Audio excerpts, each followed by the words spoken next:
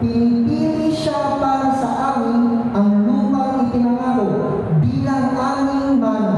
Ito'y ipinagmamalaki ako na kanyang minamahal. Ang Diyos ay umaakyat sa kanyang trono habang nasisigawan ang mga tao at manunod ang mga trompeta. Umahal kayo ng mga papuri sa Diyos. Umahal kayo ng mga papuri sa ating hari. Dahil ang Diyos ang siyang hari sa buong mundo, umawit kayo sa Kanya ng mga awit ng pagpupuri. Ang Diyos ay nakaupo sa Kanyang trono at naghahari sa mga bansa. Nagtitipon ang mga hari ng mga bansa kasama ang mga pamamayan ng Diyos na dapat. Ang mga pinuno sa mundo ay sa Diyos at mataas na pagkakalagila sa Kanya. Panginoong Ama na aming Diyos, Panginoong Jesus na aming tagapagligtas. Lord, good morning. Thank you po sa bawat buhay ng bawat isa na nandito at sa mga papunta pa lang, Panginoon. Pangsamahan kami, pakipangunahan kami. Holy Spirit, in Jesus' name, pangunahan po ang puso at isip ng bawat isa na makakarinig at makikihalubilo sa pagsamba na ito. Panginoon, lahat ng ito'y pinangkas namin sa ngalan ng Ama, ng Anak at ng Espiritu Santo, sa pangalan mo, Jesus. Amen. Amen.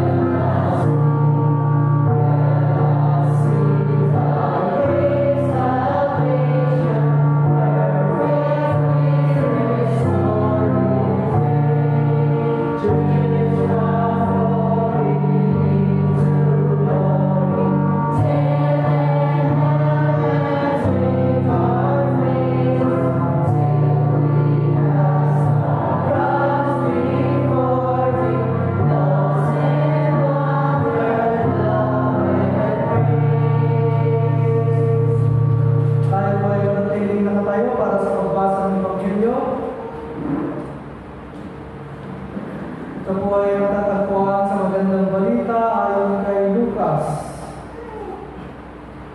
Kapitulo 24, versikulo 44 hanggang 53. Pagkatapos ay sinabi niya sa kanila, ito ang tinutukoy ko nang sabihin ko sa inyo noong kasakasama pa ninyo ko. dapat matupad ang lahat ng nasusulat tungkol sa akin sa kautusan ni Moises at sa aklat ng mga propeta at sa aklat ng mga awit. Binuksan niya ang kanilang pag-iisip upang maunawaan nila ang mga kasulatan. Sinabi niya sa kanila, ganito ang nasusulat, kinakailangan maghirap at mamatay ang Kristo, at pagkatapos siya ay muling mabubuhay sa ikatlong araw. Sa kanyang pangalan ng pagsisisi at kapatawaran ng mga kasalanan ay dapat ipangaral sa lahat ng bansa magmula sa Jerusalem. Kayo ang mga saksi sa mga bagay nito. Tandaan ninyo, isinugo ko sa inyo ang ipinangako ng ating Ama. Kaya huwag kayong maalis sa Jerusalem hanggat hindi kayo napagkakalooban ng kapangyarihan mula sa langit. Pagkatapos ng mga ito, sila ay isinama ni Jesus sa labas ng lungsod. Pagdating sa Betanya, itinaas niya ang kanyang mga kamay at sila ay binasbasan. Habang iginagawad niya ito, siya naman ay lumalayo, paakyat sa langit. Siya ay sinamba nila at pagkatapos ay masayang-masaya sila bumalik sa Jerusalem. Palagi silang nasa templo at doon nagpupuri sa Diyos. Ang salita ng ating Panginoon. Ngayong linggo mga kapatid ay ang pagsiselebrate natin ng linggo ng pag-akyat. O kaya naman sa English ay ang Ascension Sunday. Ito na po yung ika-40th day. 40 days ng ating Panginoon na siya ay nanatili dito sa mundo at sa ika-40th day siya na po ay bumalik sa kanyang Ama at marami po ang nakasaksi sa pag-akyat ng ating Panginoong Hesus Kristo. So literal na nakikita ng mga disipulo ano po na siya ay umaakyat kasama ng mga anghel. Sinusundo na po siya. So ngayon, yun ang araw na yun. And we are, tayo ay masayang-masaya mga kapatid dahil sa pagtaas ng ating Panginoon ay doon po nakukumpleto ang plano ng Panginoong Diyos pagdating sa kapatawaran ng kasalanan ng sino mang sasampalataya, sa pagbubugas ng kasalanan at syempre po sa pagtanggap sa buhay ng walang hanggan. Pero ang kabuuang plano ng ating Panginoong Diyos ay hindi pa po natatapos doon. Kasi alam natin, muling darating ang ating Panginoong Jesucristo para tayo ay sunduin. Ganun din sa mga nauna na nating mga kasama sa pananampalataya, katulad din sa mga nabubuhay pa kung sakaling maabutan natin o ng mga nabubuhay pa ang muling pagdating ng ating Panginoong Jesucristo. Pero pagdating mga kapatid sa kapatawaran ng kasalanan at sa dominyo, ano po, sa kapangyarihan ng Panginoong Jesucristo, na lahat ay nakapailalim sa Kanya, naganap na po sa pagkakataon na siya ay bumalik na sa Kanyang Ama. Ano ba kasi ang ibig sabihin nun? Nung siya po ay naging tao mga kapatid, hinubad po niya yung Kanyang pagka-Diyos. Ibig sabihin yung gloria niya, yung status niya, yung estado niya, yung kapangyarihan niya, lahat yun, hinubad niya. Kaya siya ay naging pangkaraniwang tao. Tapos nung siya po ay namatay, muling binuhay at nung umakyat na siya sa Kanyang Ama, lahat po, pati yung kapangyarihan niya, yung estado niya, yung pagiging Diyos niya, bumalik na po sa Kanya. Hinalik na po yun ng Kanyang Ama. Muli na niyang isinuot ulit.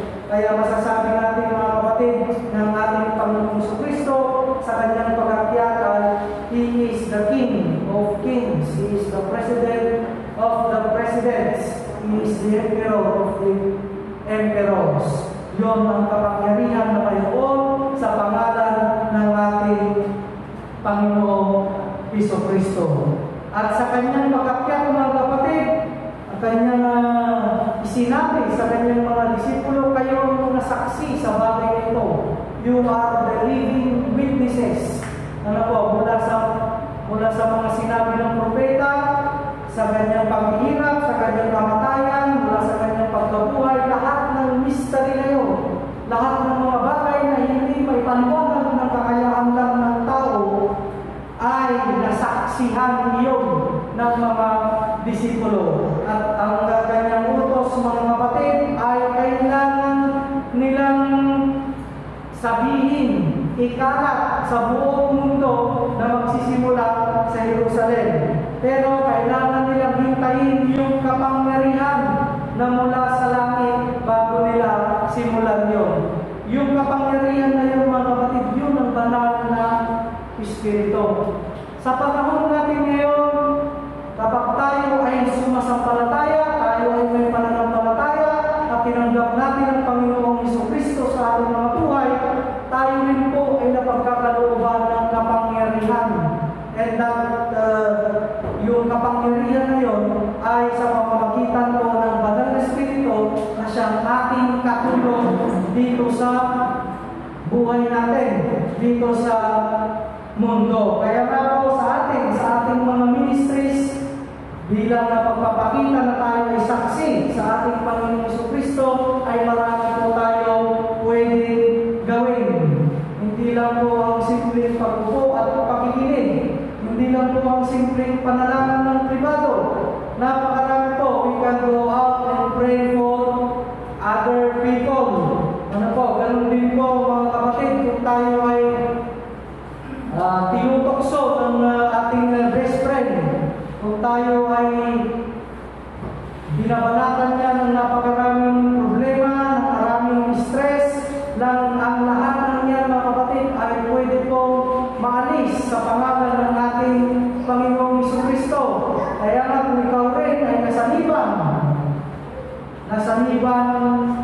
ng mga masasamang intensyon, masasamang kaisipan, lalo yung mga bisyo, yung mga vices na akala mong hindi mo na maalis, lahat po yan ay pwedeng maalis sa pamamagitan ng ating, sa pangalan ng ating Panginoong Jesucristo. Kaya tatandaan po natin may kapangyarihan sa pangalan ni Jesus. Hindi lang po yan ginagamit upang magtapos sa panalangin na in Jesus' name. Hindi po.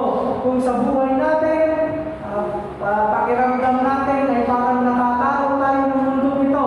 Tignan natin yung pananampalataya natin. Nagagamit ba natin sa tama? Naiintindihan ba natin mabuti yung ating pananampalataya? Naiintindihan ba natin yung pangalan ni Jesucristo? O ang alam lang natin, basta mayroong Diyos, sapat na, okay na. Hindi po ganoon, mga kapatid. We need to understand the power in the name of Jesus Christ. Kasi kung hindi po yun natin maunawaan, ay wala pong mangyayari sa ating pananampalataya. Lahat na lang ng bukang bibig natin, puro mahirap, puro imposible, puro hindi ko kaya yan, puro problema lang yan, puro matatalo lang ako dyan, puro ay walang mangyayari sa buhay ko, puro negatibo ang lalabas sa bibig kapag hindi talaga natin naunawaan ang pangalan ng ating Panginoong Jesucristo. Ganon din po sa ministry. Pag sa sarili mo, hindi mo naiintindihan, ay pati pag-ministry, hindi mo na rin naiintindihan. Kasi ang pag-ministry ay pagpaparamdam, ng pagmamahal, ng pag-ibig ng ating Panginoong Diyos sa ibang tao. Kaya you need to believe in the power of love in the name of Jesus Christ para magsaksi po ang ating ministry. Katulad na lamang po ng ginagawa natin sa Children's Hall dyan sa likod. Siyempre, kung kami, ako naman, wala namang experience, ano pa naman ko naman dyan. Si Kuya Bini, ganoon din naman. Si Jay, ganoon din naman. O, si Michael, may kaunting karanasan. Yung iba, wala. Aminin natin sa sarili natin, mga kapatid. Pagdating sa construction talaga, yung newbie tayo, maliba na lang ang katulad tayo na Uncle David na talagang master carpenter. Pero tayo na nagtatrabaho dyan, ay aminin natin sa sarili natin, yung kaalaman natin pagdating sa construction, hindi ganoon, kaya na maraming banking. Pero bakit tayo nagtutuloy? Bakit? Alam na natin banking, alam na natin parang alanganin sa part natin, bakit pa natin tinutuloy? Because we believe in the power of Jesus Christ that He is helping us. Because we believe in the power of the Holy Spirit and God the Father supporting us, giving us the knowledge, giving us the energy. O kahit pa paano, unti-unti na po tumatayo yung children home. At yung bagay na yan ay inaalay po natin sa ating Panginoong Diyos. And that is for personal. Pag gagawin mo na siyang ministry, pansinin nyo, wala tayong sahod. Kung may extra time ka lang, ibibigay mo. Bakit? Because that is love. Kung mahal mo isang tao, handa mong magsakripisyo, tama, mali. Kung mahal mo isang tao, maniningil ka ba? Kung mahal mo isang tao, mag-i-expect ka ba? Hindi, di ba? Talagang ibibigay mo. O sa mga nililigaw dyan, talagang todo bigay. Si Maria nga, binigyan ng sapatos ng mahal 3,000. Ganon. Parang ang dali kasi na kunin yung pera pag gusto mo talaga yung tao, pag yung mahal mo. Katulad na lang sinare na message ko ng Ate Mitch, yung mga nanay, paano ba't naniningil ba yung mga nanay? Alam niyo, maniningil lang yung mga nanay pag siningil nyo dun sa utang nila. Kaya huwag mo silang sisingilin sa utang nila. Kasi kawawa lang kayo. Yan. Joking, joke. Kaya pa mga kapatid. Pero yung mga nanay, yung mga sakripisyo ng mga yan, hindi nila, ibibiin, isusumbat. Darating lang sila sa puntong yun. Siyempre kung pagod na, o kaya naman, ginali mo talaga. Pero in general, hindi nila isusumbat yung kada sakripisyo nila. Hindi rin nila yan sasabihin, kahit may sakit na yung mga yan, kahit nangihina na, tuloy pa rin. Bakit? Kasi mahal nila yung asawa, yung pamilya, yung mga anak nila. Ganun din po rin mga kapatid. Yung pagmamahal natin, unang-una sa Panginoon, sa church, sa mga bata, yun ang ministry. Kaya po natin, tayo ay naglalaan ng oras, ng panahon, kahit sa isang banda, hirap na tayo, paggawa pa lang ng torma, ng poste, hirap na, pero tuloy pa rin. Because we have the power in Jesus' name, and we have to offer and dedicate our love to Him through our time, efforts, and sacrifices. Amen po. So yun po ang kailangan natin katandaan, mga kapatid, ang pagiging saksi sa pananampalataya sa ating Panginoong Jesucristo ay hindi lamang puro pansarili. We need to get out, we need to move out, we need to help sa ministry ng ating iglesia sa pangalan ng ating Panginoong Jesucristo. Sa ngalan na naman, Anak, ang Banal na Espiritu. Amen. Puno ng pag-asa ang pagkatawag sa ating ni Kristo.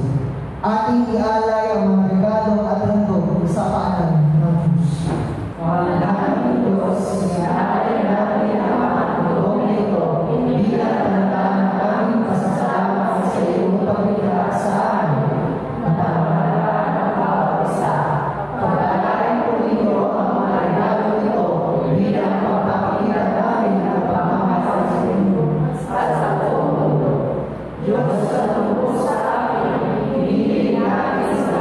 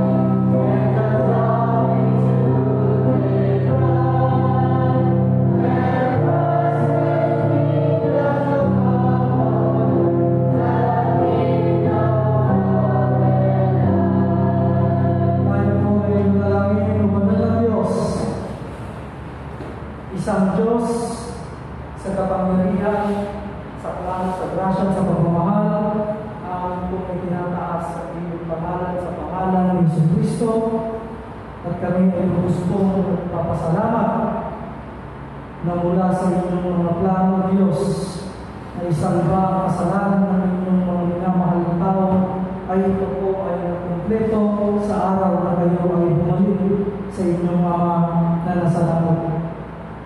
Salamat po, Diyos, dahil tinanggap niyo ang bawat nagpis, ang bawat hirap, ang bawat sakit, at kung ang bawat hampas na ilatid sa inyo, at sa pagbubuhat ng napakabigat na krus sa inyong pagkapatong Diyos. Kami ay lubos na papasalamat at bagamat hindi man kami deserve, ay inyo pa rin dinubos ang inyong walang hanggang pagmamahal at grasya.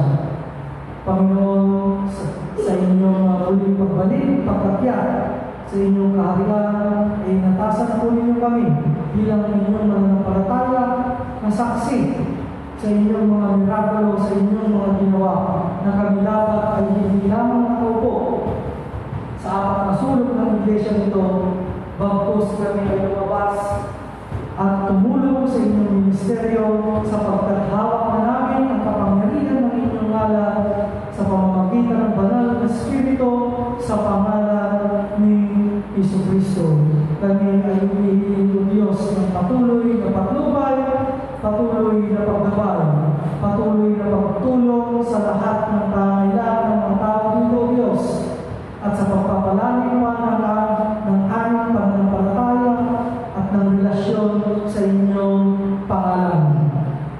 Panginoon, hinihiling po namin na inyong pong buksan ang aming mga kaisipan sa gayon ay mas lalo pa namin maunawaan ang ibig sabihin ng inyong pangalan sa pangalan ni Jesucristo.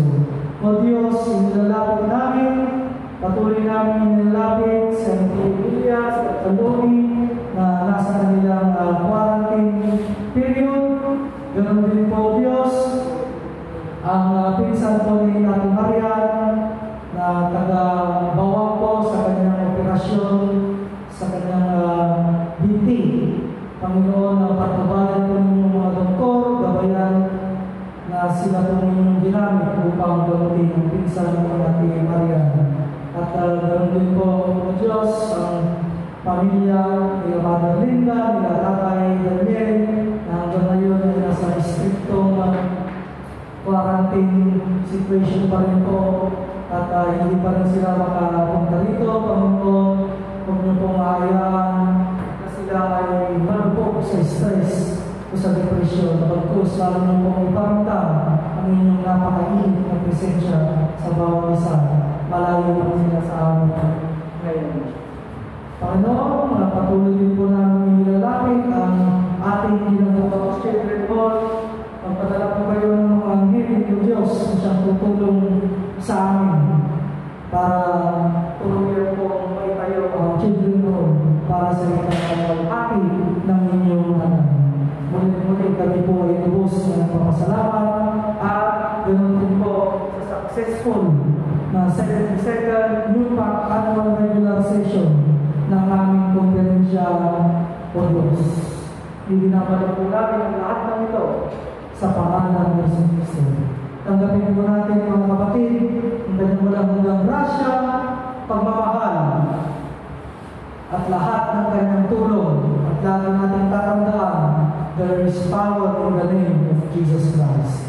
Sa ngalan ng Ama, ng Anak, at ng Banal na Espiritu. Amen. Amen. Amen. Bumili po ang Panginoon, pagpapagal po natin.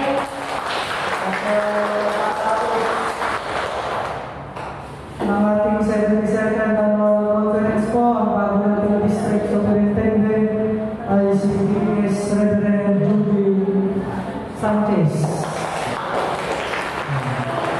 So, ang ating mahal na si Esposon ay nag-retire na po sa kanyang pagiging DS at siya po ay na-appoint sa Ordaneta